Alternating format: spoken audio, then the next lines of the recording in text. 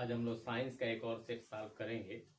Set number 6 है 2025 का।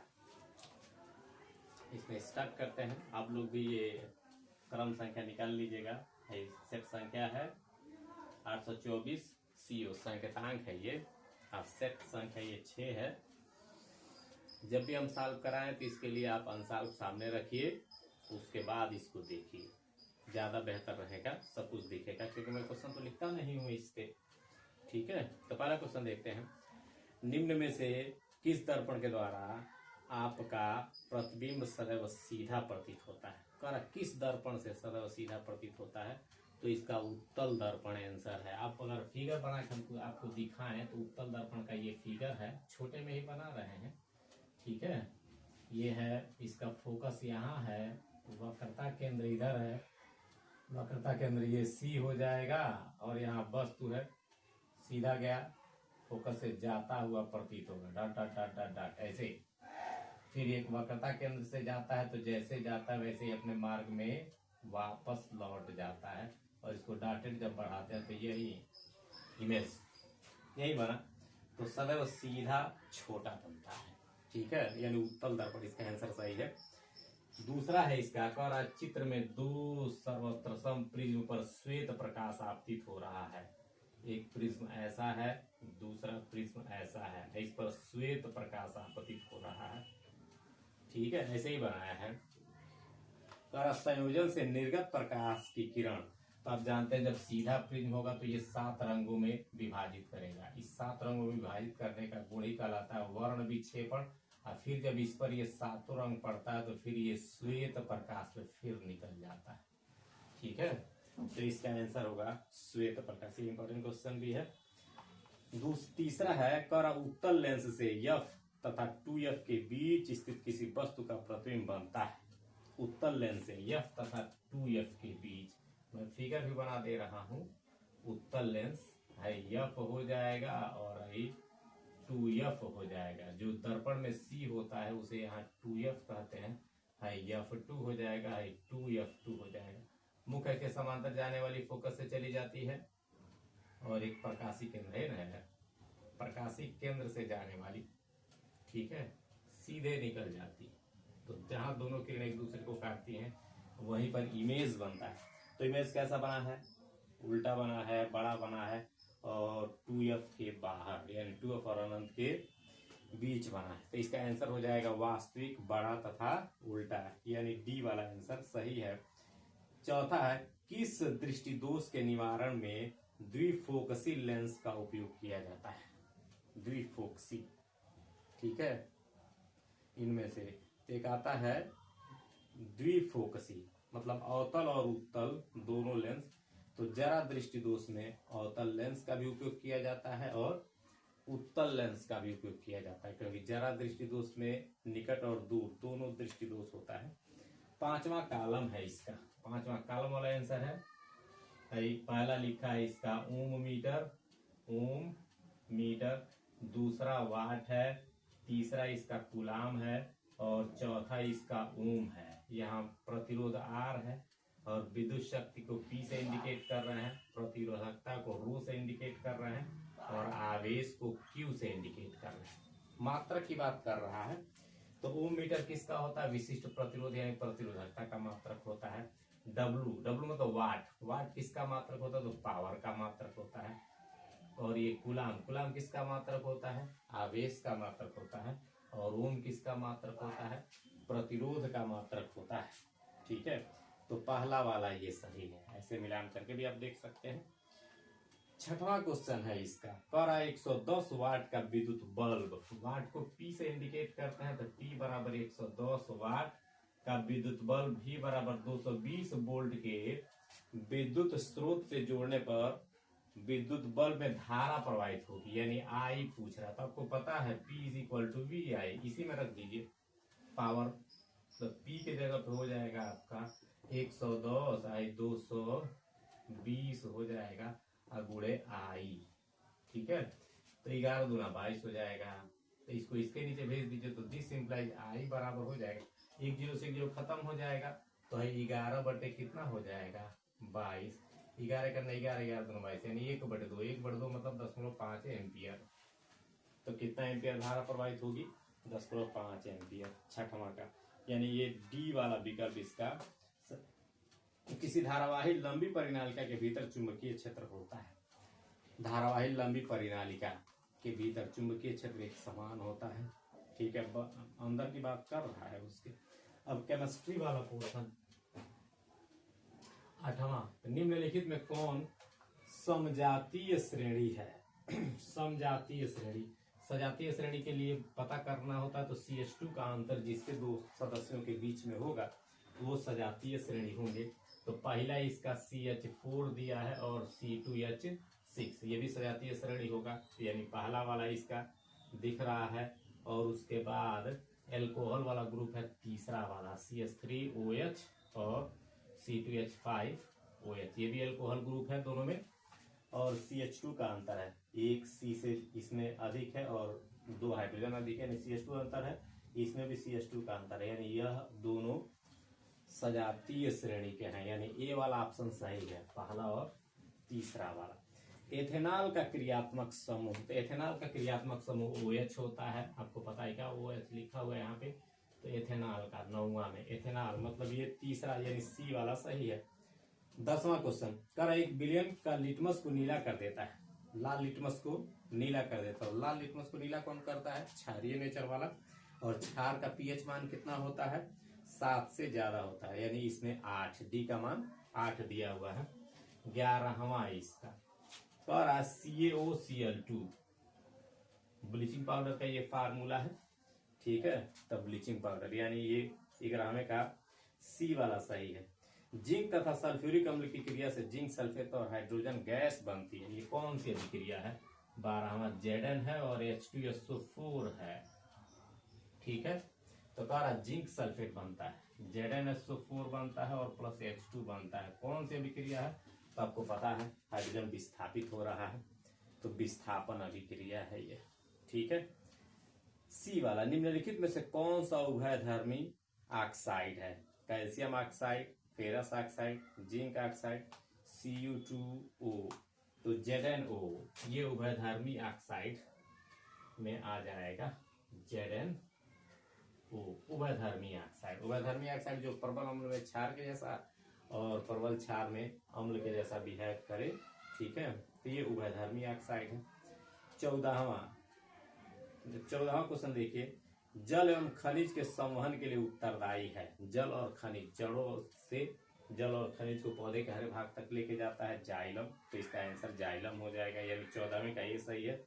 पौधे में जल की हानि से संबंधित है रक्त। वाष्पोत्सर्जन की एक क्रिया होती है पौधे के रंध्र के द्वारा, जो पौधे के अंदर जो जल है वो वाष्प बन के निकलता रहता है, वाष्पोत्सर्जन की क्रिया, यानी इसका डी वाला आंसर सही है, रंध्र। 16वां, निम्न में से कौन सा पादप हार्मोन्स है? तो पादप हार्मोन्स ऑक्सीन, जिब्रेलिन, साइटोकाइनिन, ठीक है, एथिलीन, ये सब हैं, यानी इनमें से सभी, एथिलीन वगैरह भी होता है, तो इनमें से ये सभी हैं पादप हार्मोन्स। 17वां, गुलाब के पौधे को उगाने के लिए निम्न में कौन सी विधि उपयोगी है? तो कायिक प्रवर्धन विधि है। इस विधि से गुलाब के पौधे को उगाया जाता है। 18वां, निम्न में से कौन सा मानव में उत्सर्जित तंत्र का भाग नहीं है? उत्सर्जित तंत्र जैसे वृक्क है, वृक्काणु है, वोमन संपुट है, ये सब उत्सर्जित भाग है। और न्यूरॉन्स, ये हमारे शरीर में जो होता है उसके संदेशों को पहुंचाता है। न्यूरॉन्स तंत्रिका तंत्र है, तो ये न्यूरॉन्स उत्सर्जित तंत्र नहीं है, ये आंसर होगा। 19वां, निम्न में कौन सा जीन प्रारूप शुद्ध गोल बीज को प्रकट करता है? तो कैपिटल आर यानी डी वाला सही है, शुद्ध गोल बीज को प्रदर्शित करता है। 20वां, निम्न में कौन सा गैर जैव निम्नीकरण योग्य पदार्थ है? जैव निम्नीकरण योग्य, तो इसमें दिया है प्लास्टिक की थैलियां, ये अपघटित नहीं होती हैं, बाकी सब अपघटित हो जाती हैं। ठीक है, यानी डी वाला इसका सही है। अब हम लोग ये 20 नंबर का हो गया। उसके बाद अगला पढ़ेंगे वर्णनात्मक प्रश्न में पहला क्वेश्चन, पहला का पहला, दृष्टि दोष कितने प्रकार का होता है? तो केवल नाम पूछा है, तो आपको पता है दृष्टि दोष नेत्र की जब समंजन क्षमता प्रभावित हो जाती है तो उसी को दृष्टि दोष कहते हैं। तो निकट दृष्टि दोष जिसमें अवतल लेंस का उपयोग किया जाता है, दूर दृष्टि दोष जिसमें उत्तल लेंस का उपयोग किया जाता है, जरा दृष्टि दोष होता है जिसमें अवतल और उत्तल दोनों लेंस का उपयोग किया जाता है। उसके बाद होता है अविंदुकता होता है, गोली बेलनाकार लेंस यूज किया जाता है जब मांसपेशियां दृढ़ हो जाती हैं तो अविंदुकता आता है। उसके बाद होता है आपका कैटरेट्स जिसको मोतियाबिंद कहते हैं, ठीक है, एक झिल्ली आंख पर आ जाती है, ये भी एक नेत्र का दोष है। और एक आनुवांशिक दोष है जिसका नाम है, आपको पता है, वर्णांधता, कलर की पहचान नहीं हो पाती है। तो ये सब दोष हैं, केवल नाम पूछ रहा था।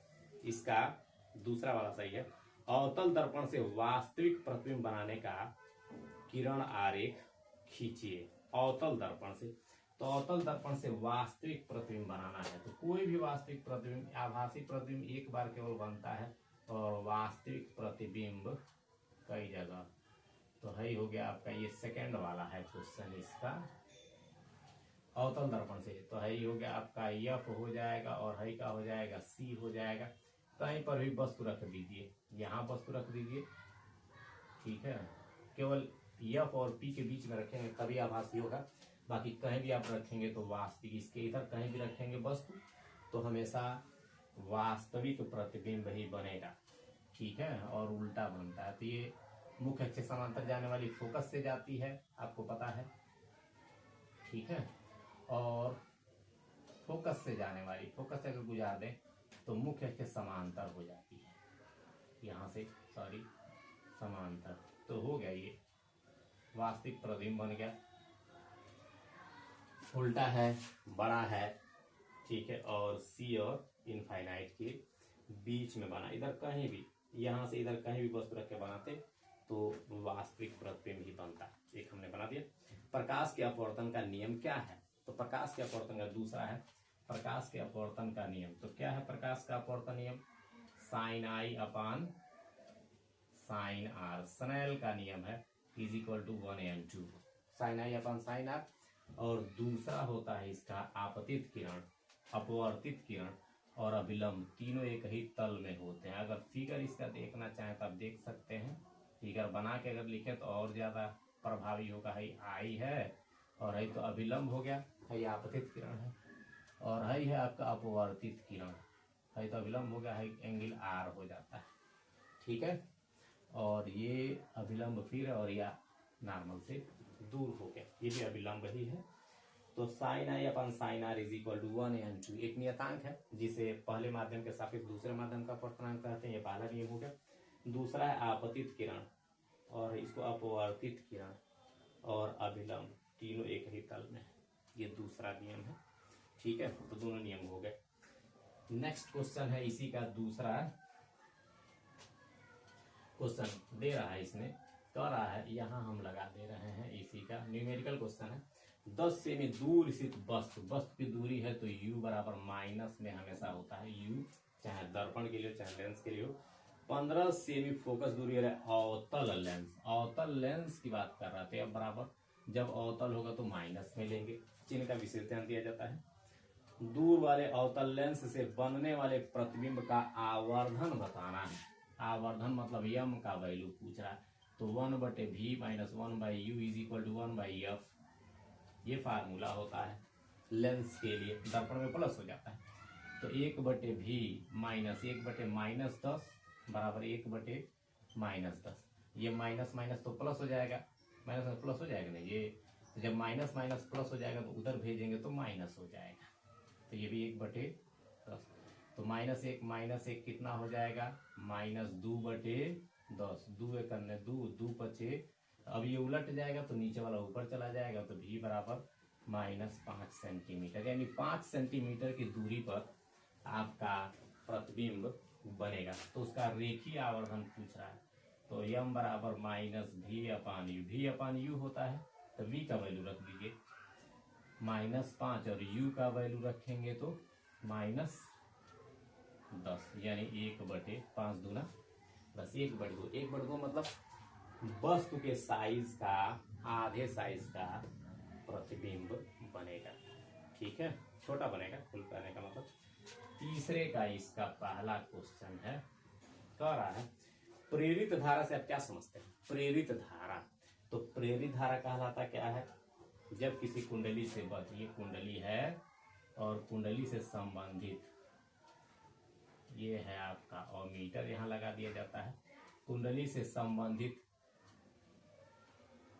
जब किसी चुंबक को कुंडली के सापेक्ष गति कराया जाता है, तो इसके सापेक्ष गति करने से के वजह से इससे नाक से निकलता है, चुंबकीय फ्लक्स में परिवर्तन होता है। ये चुंबकीय बल रेखाएं हैं जो इस कुंडली से संबंधित हैं। तो जब किसी कुंडली से बद्ध चुंबकीय फ्लक्स में परिवर्तन किया जाता है तो उसमें एक प्रेरित विद्युत वाहक बल उत्पन्न होता है, जिसके कारण उस कुंडली में एक प्रेरित धारा बहती है। ठीक है, इसको ओरस्टेड ने बताया था। तो प्रेरित धारा क्या है? कुंडली से बद्ध चुंबकीय फ्लक्स में परिवर्तन के द्वारा जो धारा उत्पन्न होती है कुंडली में, उसी को बोलते हैं प्रेरित धारा। तो प्रेरित धारा क्या हो गया? इसकी दिशा ज्ञात करने के लिए आवश्यक नियम क्या है? तो फ्लेमिंग के दाएं हाथ का नियम। एक दिन मैं बताया था कि दाएं हाथ की उंगलियों के इस तरह से हम बाएं हाथ का नियम और दाएं हाथ का नियम दोनों सेम है। ये दाएं हाथ में भी, बाएं हाथ में भी ऐसे, दाएं हाथ में भी ऐसे। ये विद्युत क्षेत्र के, ये क्या बोलते हैं, विद्युत धारा की दिशा है, चुंबकीय क्षेत्र की दिशा और चालक तार पर लगने वाले बल की दिशा प्रदर्शित करता है ये फ्लेमिंग का बाएं हाथ का नियम। जब किसी चालक तार को चुंबकीय क्षेत्र में रखा जाता है और विद्युत धारा प्रदान की जाता है तब और फ्लेमिंग का दाएं हाथ का नियम है इस प्रेरित धारा के लिए। ठीक है, प्रेरित धारा की दिशा है चुंबकीय क्षेत्र की दिशा है, चालक के गति की दिशा को प्रदर्शित करता है। अगर हम दाहिने हाथ के तीनों उंगलियों को परस्पर लंबवत फैला के रखें तो ये है फ्लेमिंग के दाएं हाथ का नियम। चौथा का ए है इसका, तो चौथे का ए है 2 ओम प्रतिरोध के तार। तो आर का मान 2 ओम है। ठीक है, कह रहा है 200 जूल, यानी W बराबर 200 जूल ऊष्मा उत्पन्न होती है प्रतिरोध तार के सिरों के बीच विभवांतर बता रहा है। भी पूछ रहा है, जूल है, जे V क्वेश्चन मार्क बोल्ट। तो W इज इक्वल टू क्या होता है? V²/R। इसी में रख देंगे। W का वैल्यू 200, V² और R का वैल्यू कितना? 2 दूना, तो V² बराबर हो जाएगा आपका 400। तो V बराबर हो जाएगा 400 का वर्गमूल, और 400 का वर्गमूल आपको पता है कि 20 होता है, तो 20 वोल्ट। ये आंसर हो गया। ठीक है, चौथा है इसका। चौथे का दूसरा, तो चौथे का दूसरा कह रहा किसी चालक का प्रतिरोध किन किन बातों पर निर्भर करता है? तो इससे पहले भी क्वेश्चन था ये। तो प्रतिरोध R is proportional to L। किसी चालक तार का प्रतिरोध चालक तार के लंबाई के अनुक्रमानुपाती होता है और उसके अनुप्रस्थ परिच्छेद के क्षेत्रफल के व्युत्क्रमानुपाती होता है। ठीक है, इन्हीं दोनों पर निर्भर करता है। ठीक है, प्रतिरोधकता का मात्रक क्या है? और उसके बाद जब दोनों के एक साथ लिखते हैं तो R is proportional to L/A, और R जब इक्वल में चेंज करते हैं तो रो आता है। इसको चालक तार का प्रतिरोधकता कहते हैं, रो को। तो अब कर प्रतिरोधकता का मात्रक बताइए। तो प्रतिरोधकता का मात्रक अभी ऑब्जेक्टिव में आया था। प्रतिरोधकता का मात्रक होता है ओम मीटर, यानी रो है, इसका मात्रक होता है ओम मीटर। अब प्रतिरोध का मात्रक होता है इसका ओम, और इसका मात्रक हो जाता है ओम मीटर। कंफ्यूज न होइएगा। अथवा दिया हुआ एक और क्वेश्चन है, अथवा में कह रहा है दिए गए परिपथ की सहायता से प्रतिरोध R, ये परिपथ बनाया है, मैं भी बना दे रहा हूं परिपथ आपका। परिपथ की सहायता से प्रतिरोध R का मान ज्ञात कीजिए। ठीक है, जबकि परिपथ में 6 एम्पियर की धारा बह रही है। इस परिपथ में 6 एम्पियर की धारा बह रही है। तो ये आपको पता करना पड़ेगा समांतर क्रम का और श्रेणी क्रम का। तो समांतर क्रम में आप जानते हैं कि जब धारा बदलती रहे तो समांतर क्रम होगा, और जब धारा सब में एक बहे तो श्रेणी क्रम होता है। 6 एम्पियर है और 12 वोल्ट है, प्लस है माइनस है। यहाँ से जो धारा आएगी वो धारा यहाँ से आके बढ़ जाएगी इसमें और इसमें। जब इसमें बढ़ेगी तो ये दोनों समांतर क्रम में है। फिर धारा सेम हो जाएगी यहाँ जाके, तो कितना एम्पियर, 6 एम्पियर की धारा बह रही है इसमें, यानी 6 एम्पियर की धारा है। ठीक है, तो इन दोनों का परिणामी निकाल देंगे ये समांतर क्रम से, और इसका जो आंसर आएगा वो इसके साथ श्रेणी क्रम में होगा। तो लिखेंगे तो इन दोनों का 2 ओम व 6 ओम किस क्रम में है, समांतर क्रम में। तो जब समांतर क्रम में है तो 1/r बराबर क्या होता है, 1/r1 plus 1/r2 plus 1/r3 कर सकते हैं, तो 2 को है तो 1/r1 सीधा रखना है, 1/2 प्लस 1/6। ठीक है, इसका लौसा ले लेंगे तो लौसा 6 हो जाएगा, 2 तिहाई 6 और 6 एक अन्य 6, 4/6, 2 दूना 4, 2 तिहाई 6, 1/r बराबर हो गया आपका 2/3। तो दिस इम्प्लाइज r बराबर कितना हो जाएगा, उलट जाएगा 3/2 मतलब 1.5 ओम, यानी r डैश से अगर इसको हम इंडिकेट कर दिए तो इसका परिणामी, तो ये हो गया 1.5 इन दोनों का। अब यह 1.5 इसके साथ किस क्रम में होगा, श्रेणी क्रम में होगा। ठीक है, तो अब हम परिणामी प्रतिरोध अगर हम निकालते हैं तो परिणामी प्रतिरोध r डबल डैश से इंडिकेट करेंगे, तो है r और है 1.5, यानी इसका आंसर ये सब किस क्रम में है, श्रेणी क्रम में, यानी r डैश और प्लस r, यानी 1.5 और प्लस r, ये हो गया r डबल डैश परिणामी, पूरे सर्किट का परिणामी प्रतिरोध। चूंकि V बराबर क्या होता है, प्रतिरोध R बराबर होता है, R बराबर V/I। ठीक है, तो R मतलब R डबल डैश। ठीक है, तो R डबल डैश का मान रखिए 1.5 प्लस R, और V का मान कितना है 12 है, और I का मान कितना है 6, 6 दूना 12, तो R बराबर हो जाएगा 2, और प्लस है तो उधर लेके जाएंगे तो माइनस हो जाएगी 1.5, तो 2 में से 1.5 जाएगा मतलब 0.5 एम्पियर। तो 0.5 एम्पियर का ओम है, 0.5 ओम इसका प्रतिरोध है। ठीक है, कह रहा है किस विद्युत परिपथ में अमीटर, किसी विद्युत परिपथ में अमीटर और वोल्टमीटर को कैसे जोड़ा जाता है। तो आपको पता है अमीटर हमेशा श्रेणी क्रम में जोड़ा जाता है और वोल्टमीटर समांतर क्रम में जोड़ा जाता है, ये इसका आंसर हो गया। ठीक है, आपको लिखाया भी गया है। ठीक है, तो अमीटर किस क्रम में, श्रेणी, और वोल्टमीटर समांतर क्रम में। 2 नंबर क्वेश्चन है ये। 5वें का पहला क्वेश्चन, 5वें का पहला है अकार्बनिक यौगिक के संयोजन अभिक्रिया तथा विस्थापन अभिक्रिया को उदाहरण द्वारा समझाइए। अकार्बनिक यौगिक संयोजन अभिक्रिया, तो संयोजन अभिक्रिया को, संयोजन अभिक्रिया तो इसमें लिखेंगे जब 2 या 2 से अधिक कोई यौगिक एक दूसरे से क्रिया करके एक यौगिक बनाता है तो उस अभिक्रिया को बोलते हैं संयोजन अभिक्रिया। आप लिखे भी हैं C+O2, सबसे छोटा एग्जाम्पल CO2 हो गया।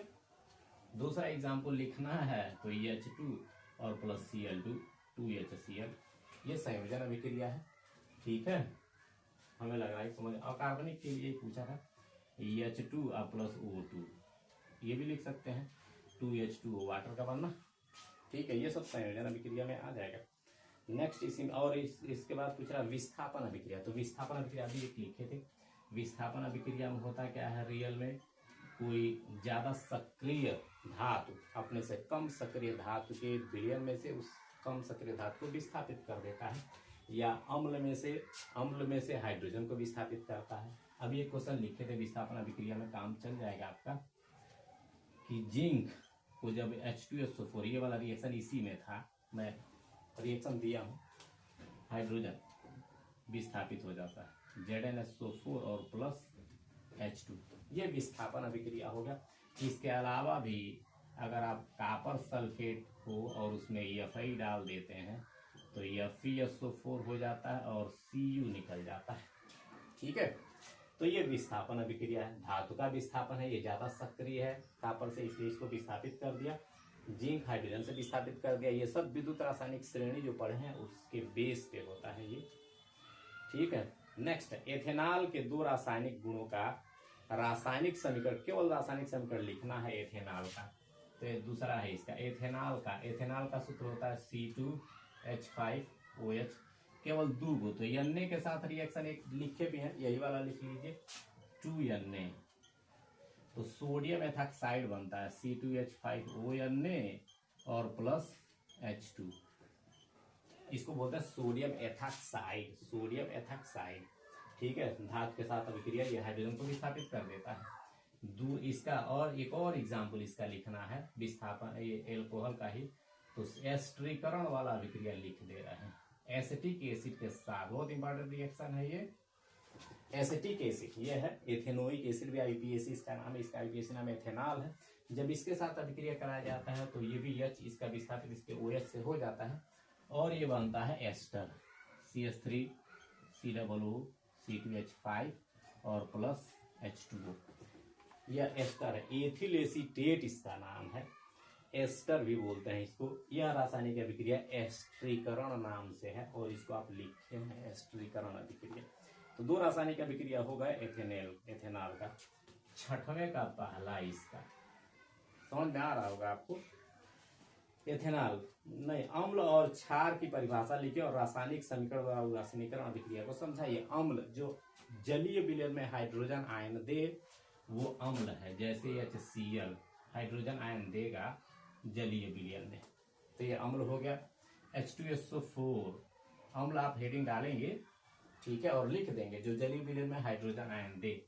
तो 2H आयन और प्लस SO4 आयन, ठीक है, तो ये अम्ल है। दूसरा क्षार का भी परिभाषा ही बोला है।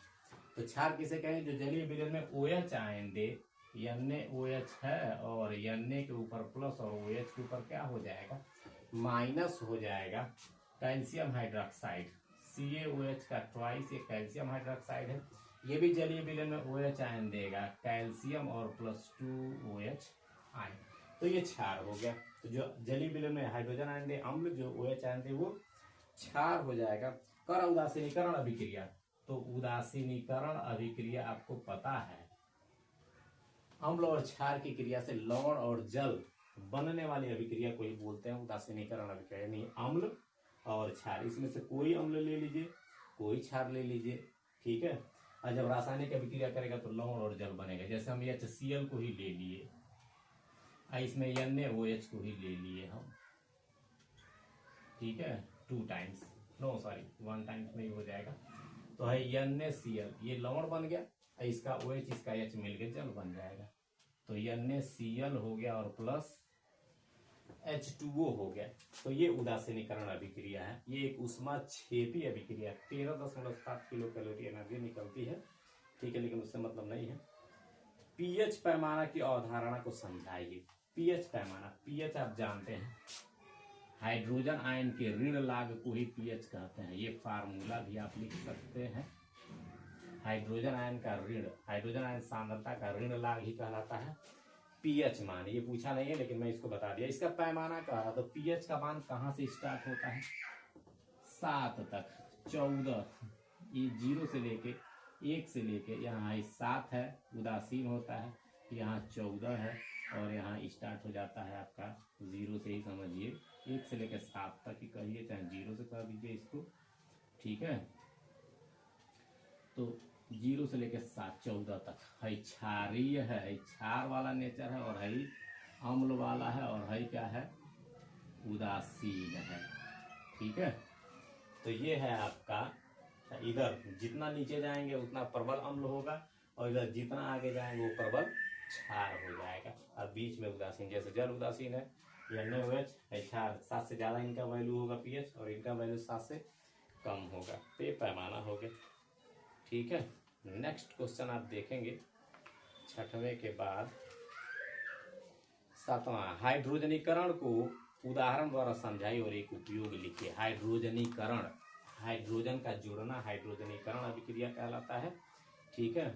और इसका एक उपयोग भी पूछा है। उदाहरण के बाद क्या पूछा है, उपयोग भी बताइए और उदाहरण भी बताइए।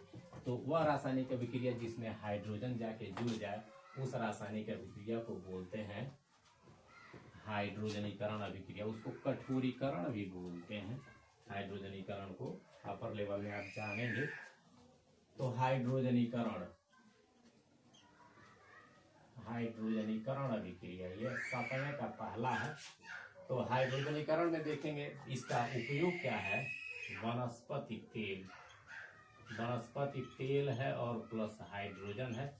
निकिल उत्प्रेरक की उपस्थिति में 150 डिग्री सेल्सियस पर जब इसको हीट करते हैं तो ये वनस्पति घी बनता है।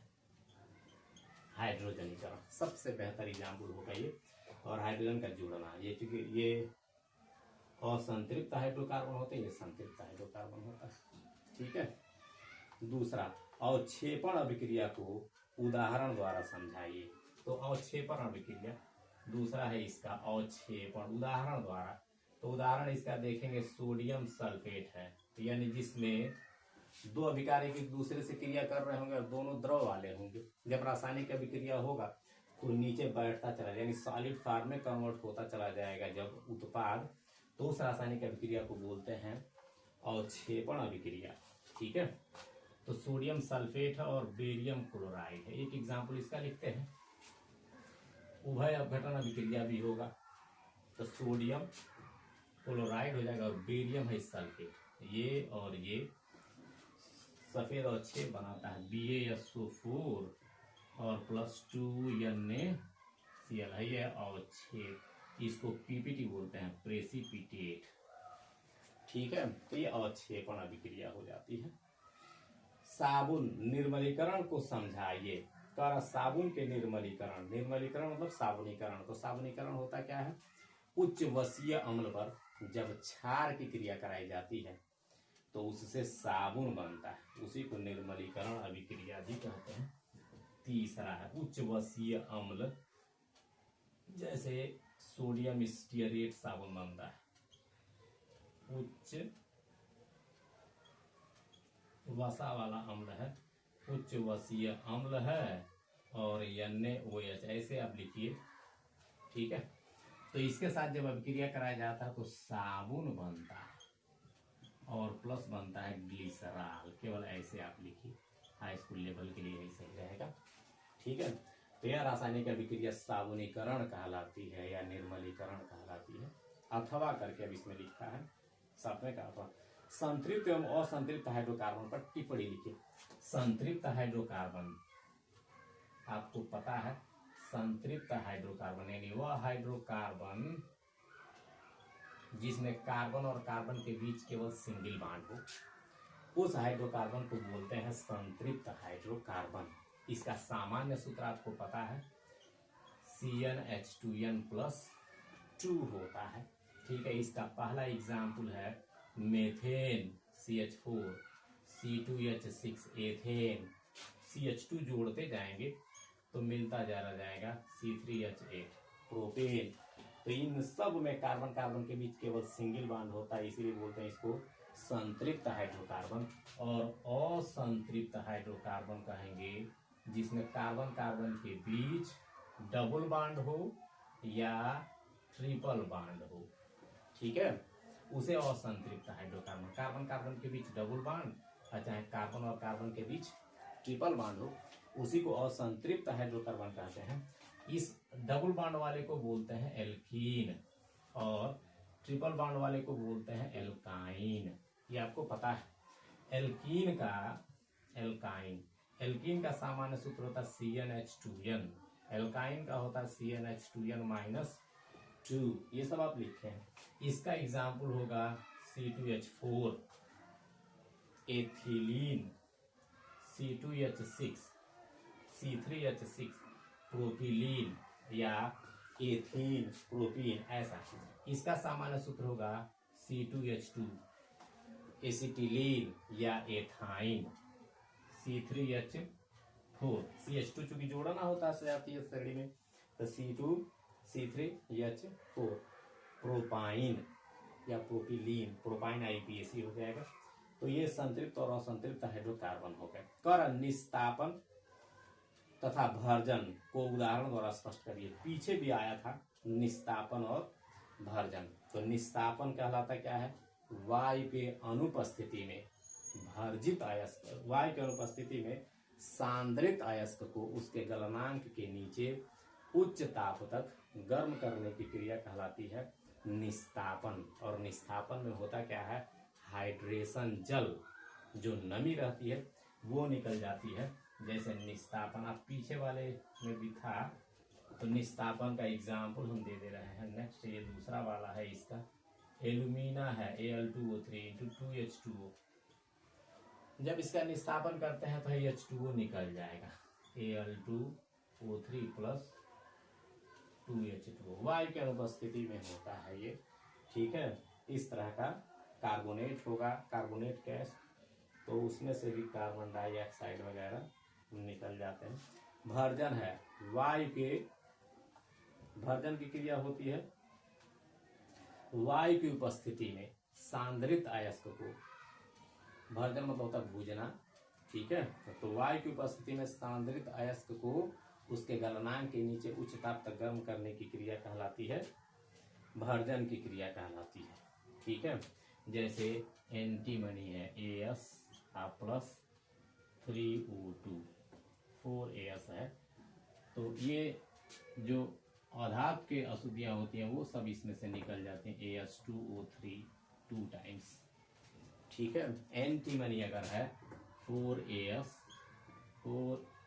भी होता है ना एंटीमनी का, 3O2, तो इसकी अशुद्धि भी निकल जाती है Sb2O3, ठीक है। सल्फर है तो सल्फर डाइऑक्साइड के रूप में निकल जाता है सल्फर, ये भी अधातु है, SO2।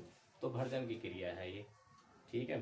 तीसरा है इसका ऊष्मीय अपघटन को संक्षेप में समझाइए। ऊष्मीय ताप की उपस्थिति में, ऊष्मीय अपघटन ताप की अनुपस्थिति में, यानी गर्म करने पर अगर कोई यौगिक अपघटित हो जाता है उस अभिक्रिया को बोलते हैं ऊष्मीय अपघटन। जैसे कैल्शियम कार्बोनेट है, जब इसको हीट किया जाता है, सुइटेबल टेम्परेचर के लिए डेल्टा लगा देते हैं, तो ये कैल्शियम ऑक्साइड और कार्बन डाइऑक्साइड में ब्रेक कर जाता है। यही नहीं, अगर आप HgO पारा का ऑक्साइड है, जब इसको हीट करते हैं तो 2Hg और +O2, ये भी अपघटन अभिक्रिया है। तो ये खत्म हो गया, नीचे बायो का पोर्शन है। अगर आपको समझ में आया हो तो लाइक और शेयर कर सकते हैं, सब्सक्राइब भी कर सकते हैं। नेक्स्ट डे में अगला देखेंगे।